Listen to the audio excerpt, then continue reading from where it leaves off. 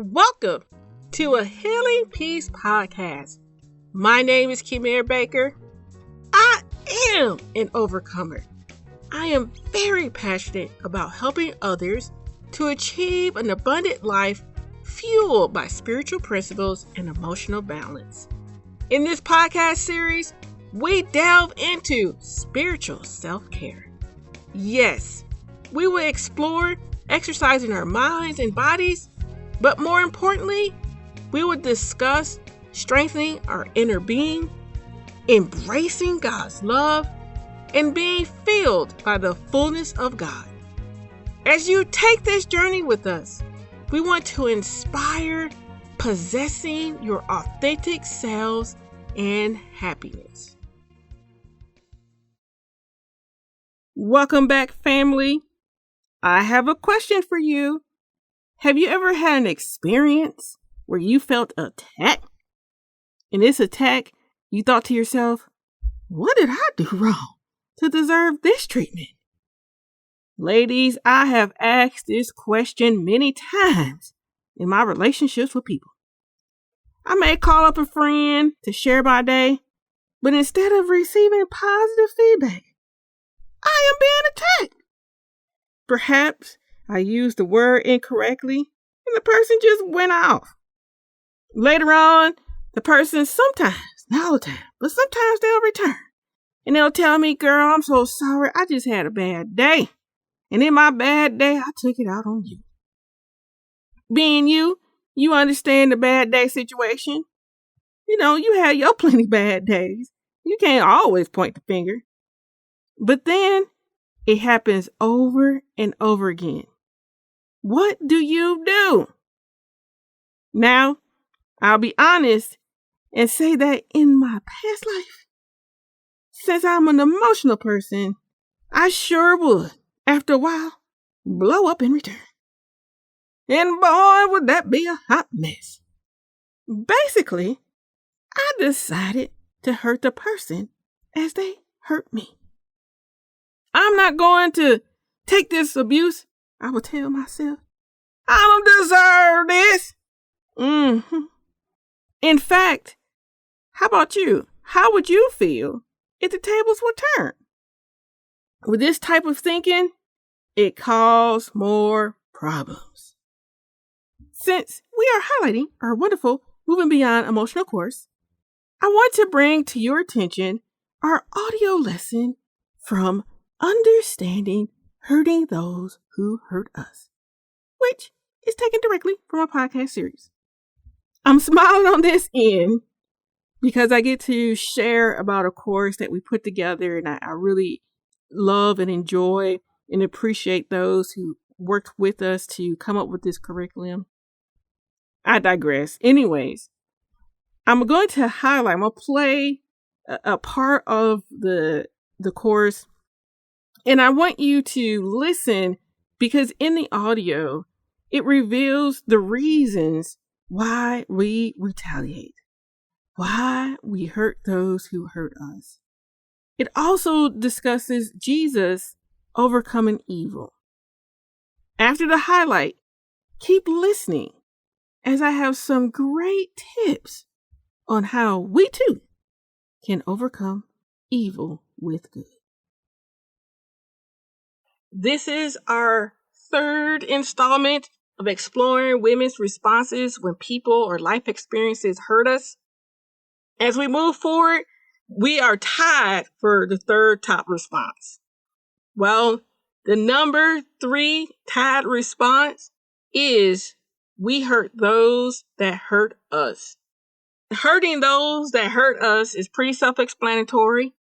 We respond to a person with the intention to hurt them just as much as they hurt us. We respond to the person in anger, sometimes even with harsh words. We may be overly defensive and remain guarded.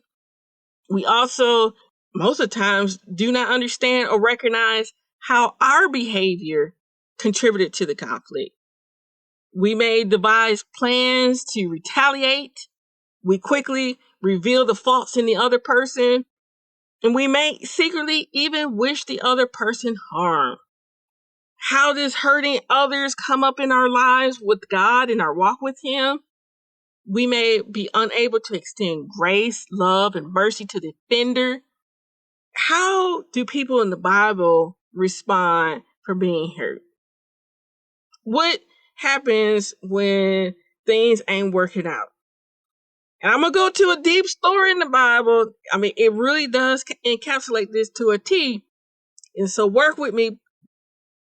I want to talk about Judas and Jesus' relationship.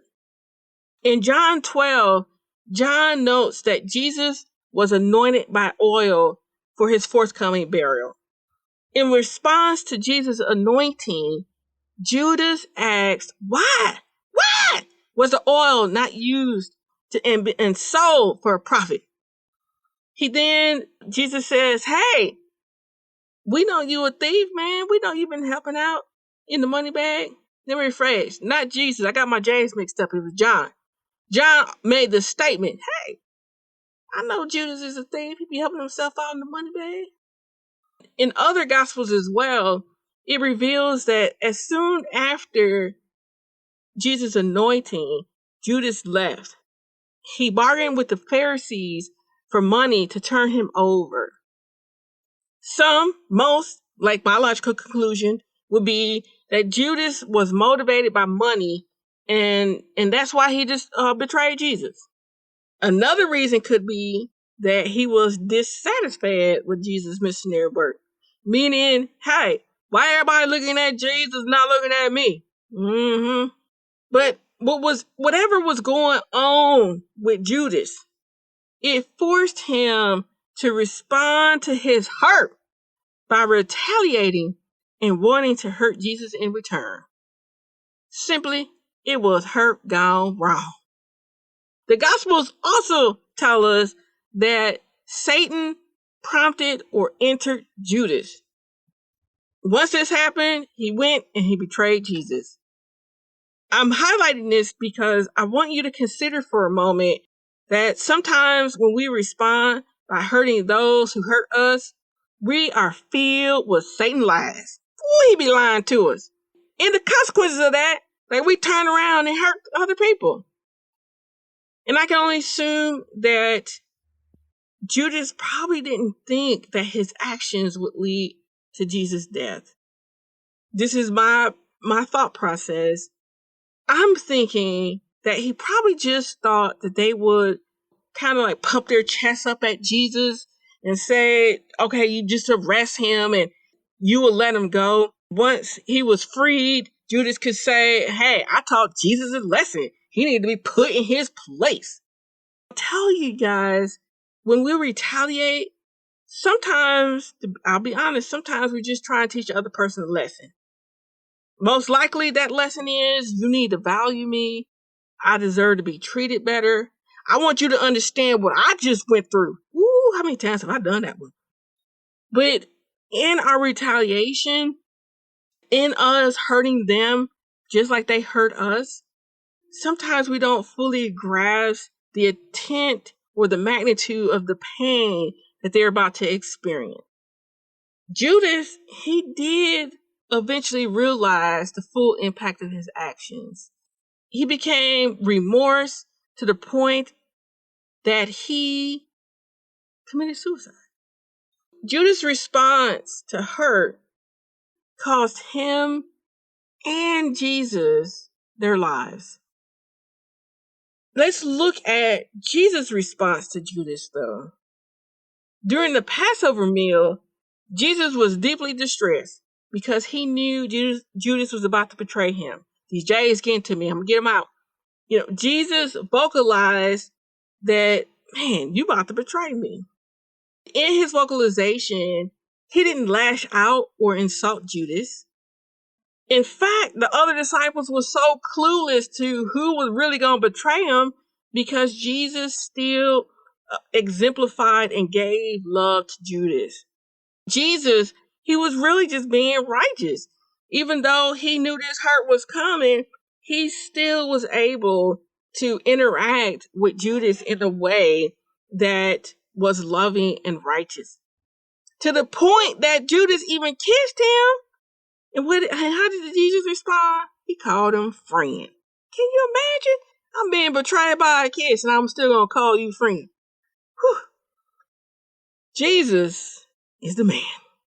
But I bring this up because even though Jesus was hurt, he didn't lash out or harm Judas. Instead, we see Jesus extending grace, love, and mercy. He distinguished hostility by just responding humbly. Ooh, that's not a tough one. As I shared this with Jesus and Judas, there's always a way that we can respond in dealing with hurt. Unfortunately, when we're consumed with hurting those who hurt us, we're not fully aware of how much that retaliation does more harm. What great information in this audio lesson. I did not play the whole lesson. Please go to ahealingpeace.com/mbh-course. And as I said, I was like, that may be a little difficult. So to make it easier, just go to our website.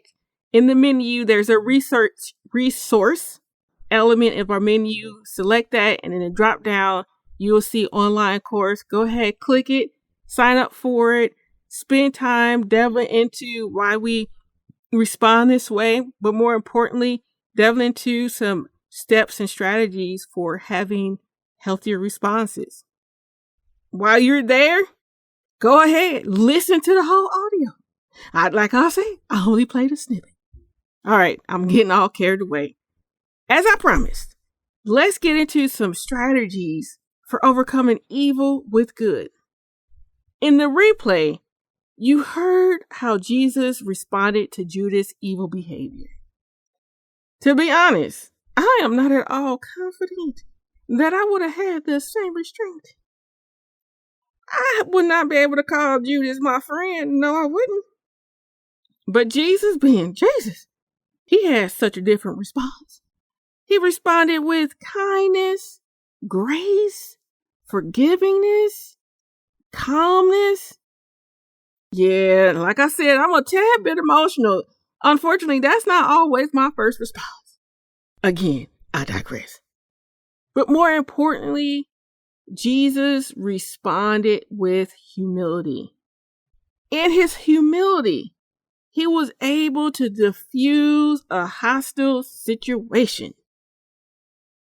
How can we mimic Jesus' character in our situations where there are people who are lashing out at us emotionally and hurting us?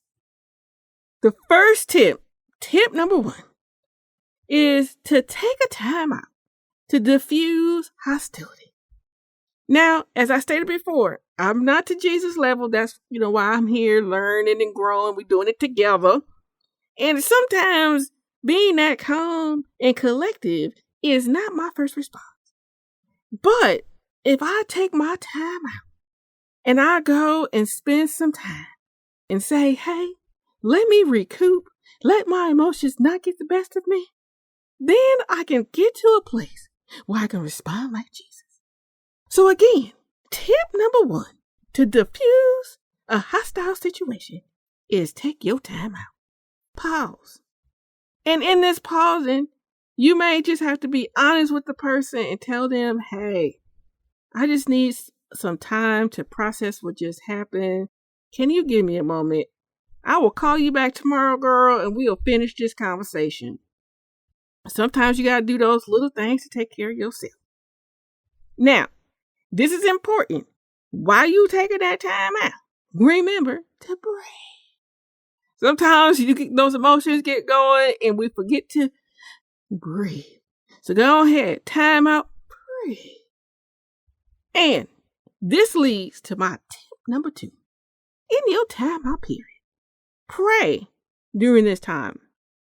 I don't want you going back and forth thinking about how they done you wrong and you didn't deserve to be treated like that. Unfortunately, when we find ourselves stuck in that way of thinking, all we're doing is getting more angry, anxious, and we're constantly thinking just crazy things about the person. How do we stop this? Spending time in prayer. And you know who did a great job doing this?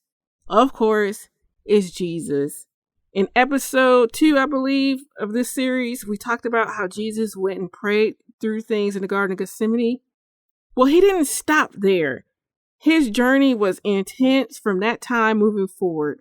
And one of the things that he did as he was going to the cross and he was being treated poorly and people was beating him, just crazy stuff, that in that moment, or one of those moments, he took the time out to pray for those who were hurting him.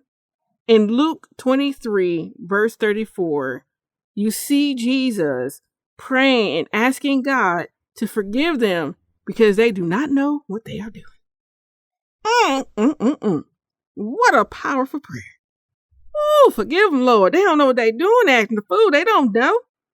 And so in your prayer times, pray through that. Pray through them understanding what their behavior is with God. But in that, praying for forgiveness, that you're able to extend that same level of compassion and forgiveness. And one of the ways that we're able to forgive and extend that is praying through our emotions, especially anger. Yes, I can get a little hot-headed. Yes, I can. But while I'm praying through my emotions, while I'm asking God for his assistance, God works wonderfully. He helps. He calms me down. And he helps me just to think a little bit more clearly about what's going on. So you guys, I'm going to repeat. Tip number 2 is pray through. All right. Tip number 3. And this is a good one too. Focus on the good versus the bad. Remember how in episode 2, we talked about having a gratitude list? Yes. And focusing on the good, you may need to go back to that gratitude list. This time, though, I want you to jot down good things about the person you are having a conflict with. I'll tell you this, I've done this many times because sometimes it'll be hard and you just want to, But when I can take that time out and think through who this person is, it reminds me that this is not always their behavior. That sometimes, again, that bad day happens and, we all kind of get heated. So spend time remembering the person's good. Tips 1 through 3 are small things that you can do to ensure that you're overcoming evil with good. And as I say this, you may be like, Kimar, but does this apply to them people who just constantly be pushing your buttons and who constantly just try to harm you? It does, because when you're not fueling their evilness and you're not getting all up in their face, screaming back at them, you have the opportunity to overcome evil with good. I saw this quote earlier that stated that you cannot overcome evil with evil. And as I say this as well, for those who are in relationships where you're constantly being harmed and hurt, get help. Find a support group where you can dig through the complexities of the relationship so that you're not taking on abuse. All right, now, as I stated before, tips 1 through 3 are great. They're moments or tips rather that allows you to take care of your emotional wholeness and your emotional wellness. So, again, tips 1 through 3, go ahead, get them done. But also, I have a question for you. As you're listening to these tips 1, 2, 3, have you thought, sometimes I just need more help. Sometimes I require just a little bit more accountability to do this on a consistent basis. I totally got you. Because recently I've been working with my little COVID weight and I haven't been doing a good job. And finally someone's like, hey, I want to be in your life and help you through it and support you. And whoa, does that do something good? It definitely helps and it keeps me going because it's so easy to fall back into my patterns. Why do I say this?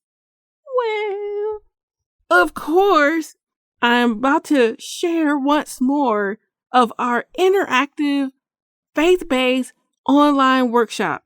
This February 16th to be exact, 7 p.m. CST time, we're going to have an evening where we're just talking about praying and journaling, and in this process, discovering more about ourselves, working through our emotional healing, building our confidence. Who doesn't want all these great things? That's what I'm saying. So please come spend time with us February 16th.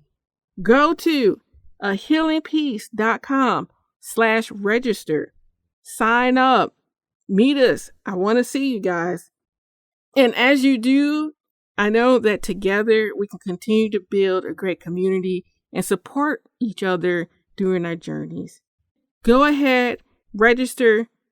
Also, I'm going to throw out there, if you're listening to us, please subscribe to our channel, leave us a review, and most importantly, because we need this the most, partner with us by sharing us with your friends. Let them know that we're putting out this great content to empower, to encourage, to strengthen. Please partner with us. We need your help. All right, now, so I'm not belaboring everything, going back and forth 50 times.